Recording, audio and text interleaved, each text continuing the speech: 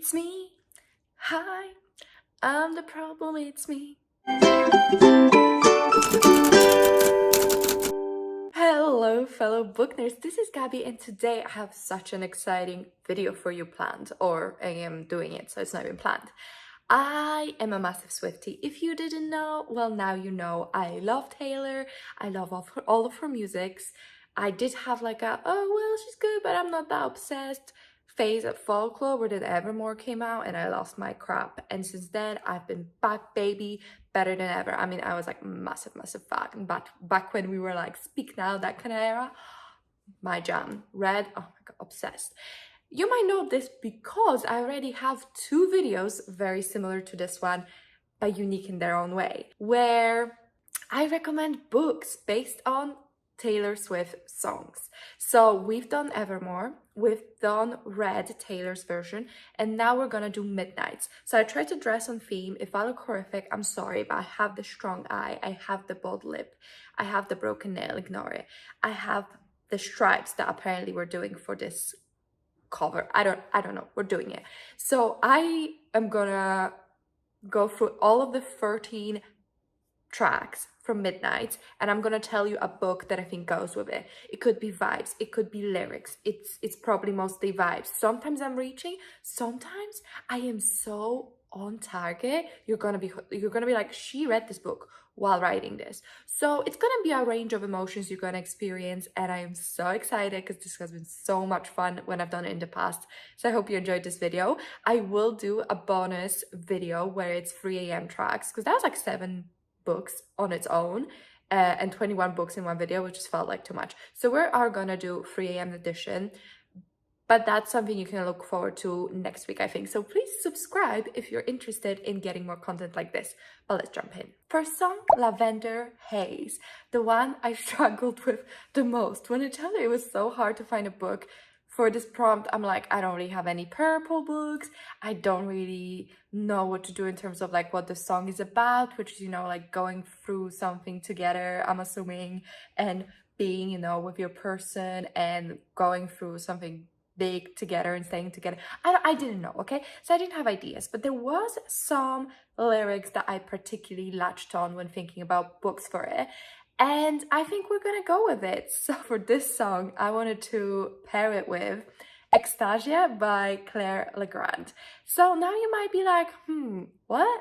So Extasia by Claire Legrand is a kind of dystopian where we follow this very regressive society where women are like treated like crap and men are, you know, elevated. And we meet our main character, Amenity, I think her name is, who gets a new name because she's reborn as this, not reborn, but she's like hailed as this like sacrificial lamb, and it's about women and witchcraft and being oppressed in a society. And the bit that really kind of got me stuck on this theme, and I don't know if this book is perfect for it, but it's like what got me stuck was the 1950s shit they want from me. I just want to stay in that lavender haze.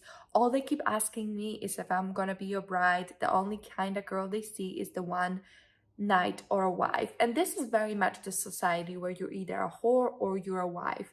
You're either good or bad, and like all the ills that befell this society in this world are blamed on women. And I think this is Madonna whore complex is real in this book. So I thought, let's sprinkle it in, put this one first. So that's why, but let's move on. All right, Maroon. So I know this book is kind of about a failed toxic relationship we get out of, and everything in retrospect is very dark and grim and maroon, but there's just so much imagery of blood that it really reminded me of one book series, and I wanted to recommend it to you, and that is the Green Bone Saga by Fonda Lee. So if you don't know, this trilogy is about a gang wars. This is set in a world where jade is kind of the most valuable resource you can get, because it allows you to get like superpowers, basically, where you have enhanced abilities and all of that. And this whole series is about a family and a gang war. And I don't know if you've read Jade City, hoping not because I'm recommending it to you, but there are really certain passages that really reminded me of a death in this book. I mean, obviously no spoilers, I'm not going to tell you who or when, but some of the imaginary, blah, blah, blah, blah. Some of the themes and how it's set up like really reminded me of this, and like second book even is Scarlet, so that's really fun. And some of the lyrics that really resonated with me here was the burgundy on my t-shirt when you splashed your wine onto me, and how the blood rushed into my cheeks, so scarlet it was. Maroon, the mark you saw on my collarbone, the rust that grew between telephones, the lips I used to call home, so scarlet it was. Maroon. And it's like I said, there's like a death and there's like a scene, and I feel like the scarlet imagery is really good. And also like the war, blood, it's like blood equals war, you know, that kind of vibe I'm getting at least. And it was like, and I wake with your memory over me, and that's a real fucking legacy that you see. It was. Maroon. And this family is all about legacy. Will we retain the right to this piece of land? Will we be the most powerful family? Will we keep Jade in our family? But it's like this legacy and the way they're pursuing the legacy over anything makes the streets run scarlet, you know, maroon. The scarlet and the blood is like everywhere, and it's all because of legacy. So that's what I thought it was like a fun thing to recommend with this song, and I'm having fun so far. Like I think that one works pretty well. All right, then we have Anti-Hero, which is it my favorite song? Probably not, but it's like a really like probably top 3. I really love Anti-Hero, so I thought I'd recommend a book that I really love. It has some more things going on, but it is a book I've loved that I've read this year, and it's called Kaikai by Vaishnavi Patel. So in this book, it's a retelling of Ramadaya, which is an Indian poem, and in this original poem, Kaikai is a queen who's like held up as a traitor. She's told to have murdered or betrayed her stepson and like been super greedy and just like this villain of this story. And this book is actually from the perspective of Kaikai, so we kind of get to see the behind the scenes of her becoming the villain or the anti-hero. I really enjoyed the conversation in this book. It was super on point, really well done, and it's just like, yeah, this woman that was villainized and made the villain and what really happened. And I feel like this song kind of has that vibe. So it says, I should not be left to my own devices. They come with prices and vices, and I end up in crisis. Tale us all this time. I mean, this is like mythology, or like, no mythology because it's believed to be real, but it's like a tale, very old tale. I wake up screaming from dreaming. One day I'll watch as you're leaving because you got tired of my scheming for the last time.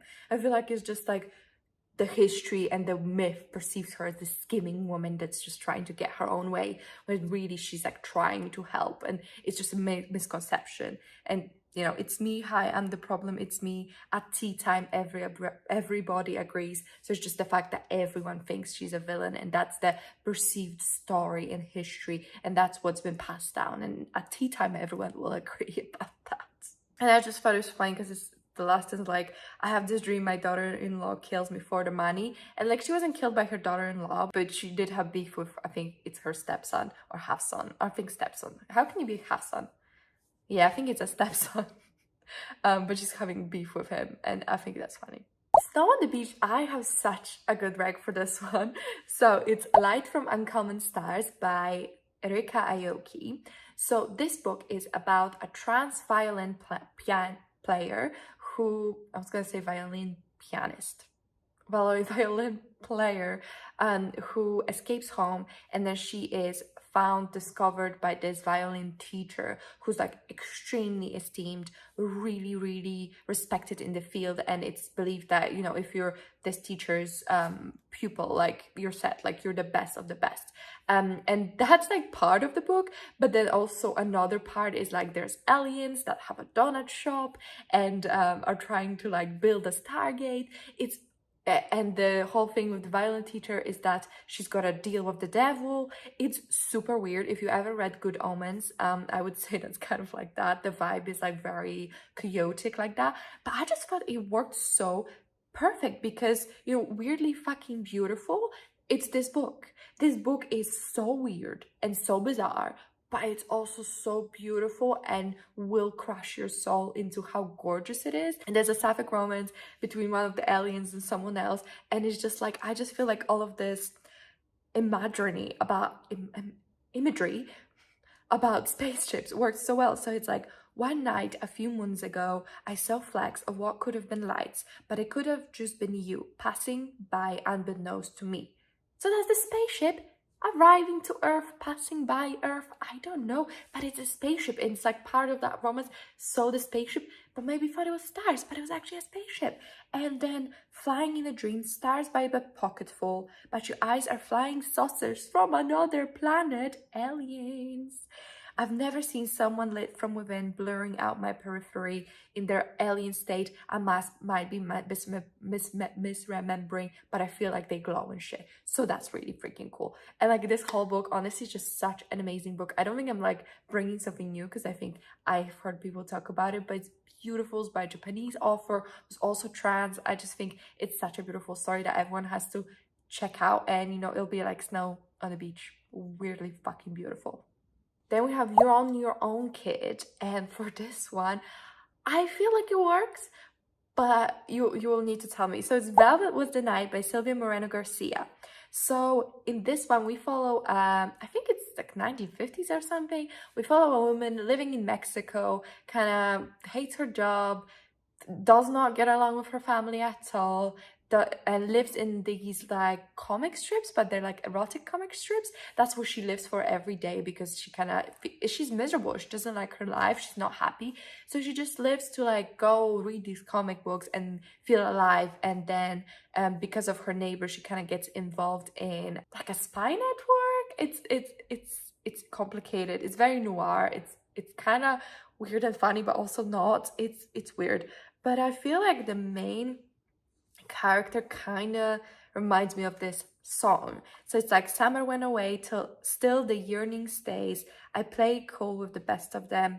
I wait patiently, he's gonna notice me. So the protagonist is very much like that, not very active, not very like first to approach or like start a conversation. She's just kind of waiting and yearning for this comic book love and lust and all of that, but just in the end she doesn't have any initiative or anything like that. And then she says, I didn't choose this town, dream of getting out. I don't even remember her like hating the town, but she does not like her life. So it's kind of like she wants to get out of this and live an adventure. And then, I waited ages to see you live. I searched the party of better bodies just to learn that you never cared. And like, people that she cares about throughout the book just do not reciprocate and do not care. And then, you know, you're on your own, kid. You always have been. I feel like that's really about her, because she's alone. Like, she doesn't get along with her mother, her sister. She feels super alienated from them, and anyone. She doesn't really have any connections with her life. And then I looked around in a blood soaked gown, and there's a shooting scene, so I'm sure there was blood, and I'm sure there's blood at different parts. I don't entirely remember that. Midnight Rain, love this one as well. And for this one, I want to recommend Carrie Soto is Back by Taylor Jenkins Reid. So in this book, we follow female tennis player who used to be like the best, absolutely the best. Like won the most awards,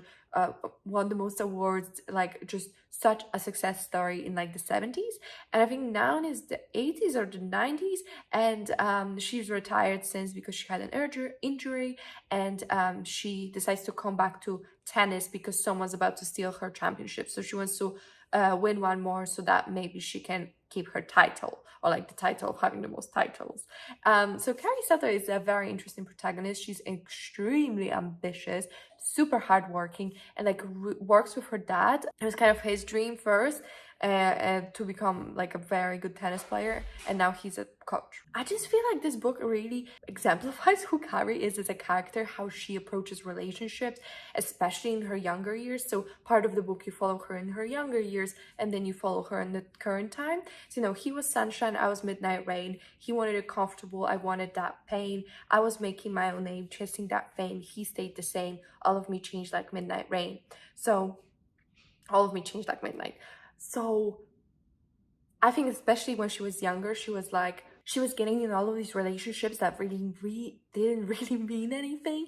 And even when someone wanted something, she was just so closed off. She was like, I am here getting famous, getting my own name, you know, out there, rather than like come here and be like your bride. That's not what I want. So I just feel like this book really like exemplifies Carrie, and like she's grown a lot and changed a lot. So I feel like that's her changing like midnight.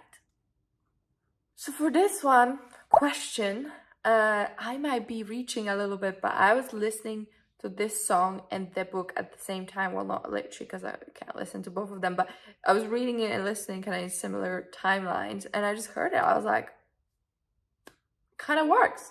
So this is Weight of Blood by Tiffany D. Jackson. So this book is a retelling of Carrie by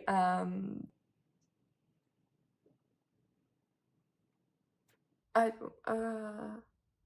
am drawing a blank. I don't know. Anyway, and in this one, Carrie, or the girl who is like the Carrie character, I think Maddie, her name is, she is half black, so she has a white dad and a black mom, but she's white passing. So her dad makes her, you know, straighten her hair and kind of keep her heritage secret. So no one in her town knows that she's half black until they find out, because it rains and her hair gets frizzy. And I don't know if you know what Carrie's about, but it's basically about this girl with an abusive parents who gets bullied at school and has psychic powers, and then psychic powers kind of kill everyone at prom, or do they, you know, that kind of stuff. So I don't want to like spoil either or, but like it's such a well-known story, so I'm assuming you know at least the gist of it. And you might be like, what the hell, Gabby, like this song has nothing like that. I know, but when I was hearing the line, can I ask you a question? Did you ever have someone kiss you in a crowded room and every single one of your friends was making fun of you, but 15 seconds later they were clapping too? Then what did you do? Except if you keep them making fun of you when you kiss someone, but then 15 seconds later they were screaming too, I feel like that applies, because you know, there is a kiss with Carrie or Maddie or whatever, and someone else, and it's like a joke, and then the prank gets played on her, you know, if you know, you know, the prank gets played on her, you know, how in Carrie gets played, and then everyone's dying in a tragic fire. So it's like, they were 15 seconds later, they were screaming too. And that really gave me the vibe. And then I was like, okay, anything else in the song? So the line, I swear that it was something because I don't remember who I was. Before you painted all my nights a color I've searched for since. So there's a romance in this book, and I feel like Maddie really comes out of her shelf and really becomes herself and a bit more open with this person. So that makes it kind of like beautiful like that. Vigilante Shit might be my actual favorite song. It is a vibe and a half. And I thought, you know what? A book that goes with it needs to be equally ruthless and a vibe and a half. And for that, I have chosen The Last Housewife by Ashley Winstead. So this book, if you don't know what it's about this woman who, you know, something happened when she was in university. We don't really know what, but there was something happened with her friend group, and one of her friends died by suicide. Now it's like 10, 15, 20 years later, and she finds out that another friend from that friend group died in a very similar way, and she kind of goes back and tries to uncover what happened. This book is about sexual assault and grooming and coercion and kind of cults. So she kind of wants to like make right what happened all those years ago, face her tormentor, and also get revenge. And I feel like just the vibe of this song, it really connects, because it's like, draw the cat eye sharp enough to kill a man. You did some bad things, but I'm the worst of them. Sometimes I wonder which one will be your last lie. They say looks can kill, and I might try. I don't dress for women, I don't dress for men. Lately I've been dressing for revenge. And there are several scenes in this book where she goes into like underground parties to get information and like gets more and more involved in this cultish like underbelly. And she dresses, you know, it's like sexy parties, so she has to dress provocatively and that kind of stuff. So that really gave me that, you know, vibe. And then don't get sad, get even. While he was doing lines and crossing all of mine, someone told his white-collar crimes to the FBI.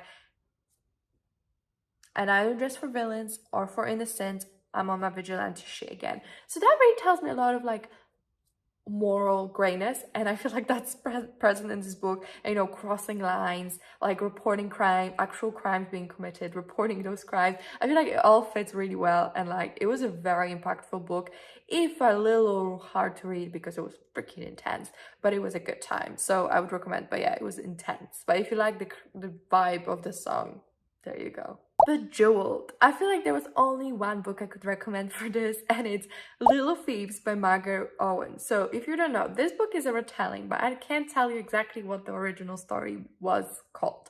But it's a retelling, and in this story, we follow a girl who was like raised by death or something. But anyway, she gets cursed by a god so that she's a thief. And every time she steals, she will like slowly turn to rubies and like diamonds and stuff. So she like gets like a pimple, you know, but the pimple is like a ruby, and she slowly gets turned into precious stones. And you know, when I saw the Bejeweled music video, it really gave me the vibes, you know, with Taylor's like hand being covered in gemstones. That's kind of what this book is like. So you know how Bejeweled music video was a retelling kind of Cinderella. This is also a retelling in a sense. I mean, it's a different story, but still. And then best believe I'm still bejeweled. When I walk in the room, I can make the whole place shimmer. I mean, she's got gemstones all over her body, so yeah, she makes things shimmer. And then diamonds in my eyes, I polish up real nice. So she polishes because it's her skin. Sapphire tears on my face. I'm pretty sure she gets like a sapphire or like ruby or something right here. So like it's perfect. I just feel like it felt so well. So I had a fun with that one. Labyrinth. I struggled with this one. This was my second most hard one. I've grown to love it, but I did skip it at first. I'm not gonna lie to you. But anyway, for Labyrinth, I wanted to recommend Last of the Talents by Sophie Kim. So this book, we follow a girl who's part of a gang. It's called Talents. That gang gets attacked, and pretty much everyone gets murdered except for her. So her whole gang is dead, and since then she's kind of been like a slave or like a prisoner, and doing business for this guy who killed the whole gang. And one of the jobs she has to do is like steal this tapestry, but turns out this tapestry belonged to a goblin king, and she now has to kill him or she's gonna die. So I felt like the themes of grief really resonated in this song and the book. So it says, "It only hurts this much right now," was what I was thinking the whole time. Breathe in, breathe through, breathe deep, breathe out. I'll be getting over you my whole life. And it really feels like she was getting over her friends and family for like for a long time. And like it was really, really clear how this was like an analysis and working through your grief. And I thought that was really beautiful. And you know, you would break your back to make me break a smile. I think that her family was that, like, her gang was filled with people that were like really devoted to each other. And you know how much I hate that everybody just expects me to bounce back. And I feel like her falling into some vices and this depression and this really sadness is very profound, and she doesn't just get over it, and she feels like, you know, she will never bounce back. But then, oh no, I'm falling in love again. So this book is a romance, and it's about her recovering and bouncing back, and I think it's beautiful. I love Karma as a song. I love that it's a happy anthem. I love that it's like, I've got good karma because now I'm not a shitty person and you are. So it sucks for you. It's done it. So I love that. But I couldn't really find a book that was like, I'm happy because karma got you in the end. So I thought, let's look for a book where karma is a bit more proactive and it's a bit of more of a negative type of karma. But it's Daisy Darker by Alice Finney. So in this one, we follow a family who gets together for grandma's 80th birthday on this like cottage somewhere in Cornwall or something, and it gets like cut off from other parts of the town when tide comes in, and we have this family and grandma dies, and it's like, oh, was it an accident? What happened? Obviously no spoilers because it's a thriller, but karma did some work when you find out about the big twist, you're like, got what you got what was coming to you because you're shitty. Shitty. So I feel like that's what this is, and you know, karma maybe had some a little bit of help, but still I feel like it was doing some work. So you're terrified to look down because if you dare, you'll see the glare of everyone you burned just to get there. It's coming back around. I just feel like, you know, bad karma comes to bad people. It is what it is, you know? Okay, Sweet Nothing. I feel like it's such a beautiful song. And I love it. And I wanted to recommend Juniper and Thorn by Ava Reed for it. So in this book, it's a retelling of the juniper tree, which honestly I've never heard of before reading this book. But it's about this girl who lives with her father, who's the last wizard in whatever they live, and her two sisters. And it's a dark fairy tale. I feel like the song resonates. So it's, you know, I spy with my little tired eye. I feel like that feels like fairy tale-esque, you know, it's like a weird imagery. I say that word right on the first try ever? Probably not. It's kind of like, you know, like fairy tale-esque, and then you have a pedal that we picked up last July deep down inside your pocket. Sand is very important to the plot of this book, so it's kind of like a bunch of little pebbles. Everyone is up to something. I find myself running home to your sweet nothings. So I feel like her family has all these expectations and these opinions and just like judges her so harshly, whereas the main love interest, he just accepts her. He just wants her to be herself and be happy, and that's all he wants, and I think that's beautiful. So, you know, I had a good time and like felt like it was quite beautiful. And then, you know, you're in the kitchen humming. Kitchen is quite important, cooking is quite important to like the themes of this book, and then I'm just too soft for all of it, and I feel like the main character is just so much softer than her family, than the ruthlessness of this world, and she needs to make all of these hard decisions and kind of live up to the family legacy and to what the family is. But at the same time, she's just like a nice person where they're all shitty, so she's having a hard time. But I feel like the reason I really wanted to recommend this book was because I feel like the main love interest just kind of took her as she was and loved her for that, instead of like asking her to be anything else or changing or anything like that. And I felt that was beautiful. I love Mastermind, such a good song. And also I feel like I can kind of relate, although my efforts were way more clumsy, but I got there in the end. So for Mastermind, our last book, I wanted to recommend The Wild Hunt by Victoria A. Williams. So it's kind of inspired by Grisha, and it's kind of like what if Alina was with the Darkling, but it's not like a fan, what is it called? It's not a fanfic or anything like that. It is its own story, and I think that story was just so interesting and done so well. So in this story, we follow a girl who lives in England in some small town, I think, and she starts realizing she can do witchcraft. She's got like magical powers, and then there's this handsome man that comes and kind of proposes to her pretty much the first time they meet, and you know, is he a dark wizard? What's up? That kind of vibe. And I feel like it was the mastermind. So there's like an element of like rebirth and that kind of stuff in the song, in this book as well. But the main love interest definitely has way more information than the protagonist, and he definitely masterminds the whole thing. So it's like once upon a time, the plans and the fates and all the stars aligned. You and I ended up in the same room at the same time. So there's like this element of destiny, and it's like he wasn't really even looking for her, but when they were in the same room, it's just like something clicked, and it was like bam, and the touch of a hand lit the fuse of a chain reaction of counter moves. But you know, it was like happening super quickly. They fell very quickly, and it was all very intense. I felt like lighting a fuse. What if I told you none of it was accidental, and the first night that you saw me, nothing was gonna stop me? I laid the groundwork, and then, just like clockwork, the dominoes cascaded in a line. What if I told you I'm a mastermind? And now you're mine. It was all by design, because I'm a mastermind. And if you fail to plan, you plan to fail. And I feel like this whole thing encompasses the main character, the main love interest, and he's the mastermind of them getting together. And, you know, it was all by design. Okay, so those are all the songs from the album. We will have 3 AM editions, like I said. So stick around, subscribe if you want to get notified when that comes out. I had so much fun. I just love talking about like stories, and I never really analyze it that much. So I never really like when I listen to music, I don't really analyze the lyrics. Whereas this really like gives me the push to like go sit down and listen to the lyrics and read the lyrics and like really think about what they could mean. And I really love that, and I had such a great time.